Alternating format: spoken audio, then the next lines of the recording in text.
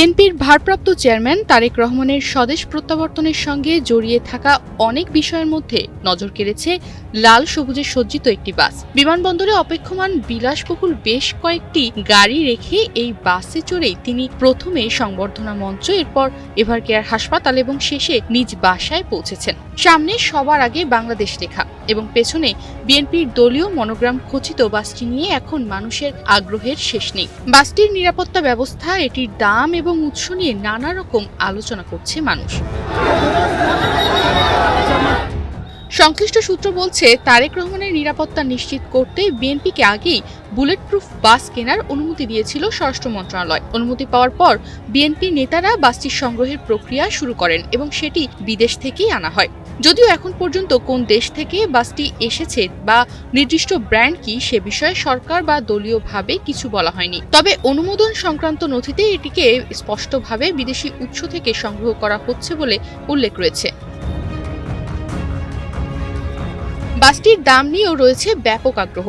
সাধারণ যানবাহনের তুলনায় বুলেট প্রুফ গাড়ি বা বাসের মূল্য অনেক বেশি হয়ে থাকে। আন্তর্জাতিক বাজারে একটি বুলেট প্রুফ গাড়ির দাম সাধারণত প্রায় 2 লাখ মার্কিন ডলারের কাছাকাছি হয়, যা বাংলাদেশি টাকায় প্রায় 2,40,00,000 থেকে 2,50,00,000 টাকার সমান।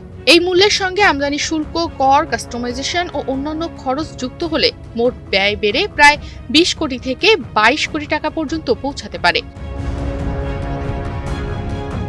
বিশেষজ্ঞদের মতে, একটি পূর্ণ নিরাপত্তা সজ্জিত বুলেট প্রুফ বাসের দাম একটি বুলেট প্রুফ গাড়ির চেয়েও অনেক বেশি হয়। বাসের আকার বড় হওয়ায় এতে বেশি পরিমাণ বুলেট প্রুফ কাচ, রিইনফোর্সড স্টিল বডি এবং অতিরিক্ত নিরাপত্তা প্রযুক্তি ব্যবহার করতে হয়। সেই হিসেবে ধারণা করা হচ্ছে, এই বাসটি যেহেতু বুলেট প্রুফ একটি বাস, তাই এর দাম 20 কোটি টাকার বেশি হবে, যদিও সঠিক অঙ্ক এখনো প্রকাশ করা হয়নি। এমন অবস্থায় প্রশ্ন উঠছে, এই ধরনের বাস কেন বিদেশ থেকে আনতে হয়? এর কারণ হলো, বুলেট প্রুফ গাড়ি বা বাস সাধারণ পরিবহনের মতো নয়। এতে বিশেষ বুলেট রোধী প্রযুক্তি, বহু স্তর বিশিষ্ট সেফটি গ্লাস, শক্তিশালী স্টিল কাঠামো ও উন্নত নিরাপত্তা ব্যবস্থা থাকে, যা দেশীয়ভাবে সহজে উৎপাদন করা সম্ভব নয়। এ কারণেই সাধারণত জাপান, জার্মানি, কানাডা এবং অন্যান্য উন্নত দেশ থেকে এ ধরনের যানবাহন আমদানি করা হয়।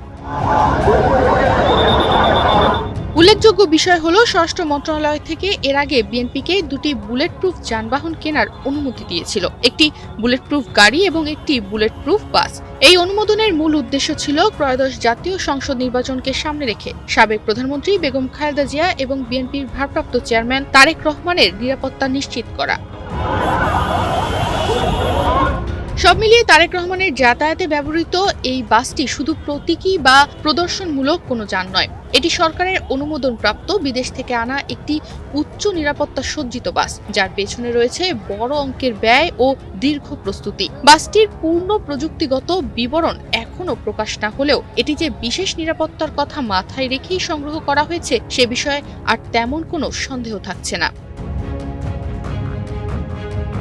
তনিমা রহমান, বাংলাদেশ প্রতিদিন।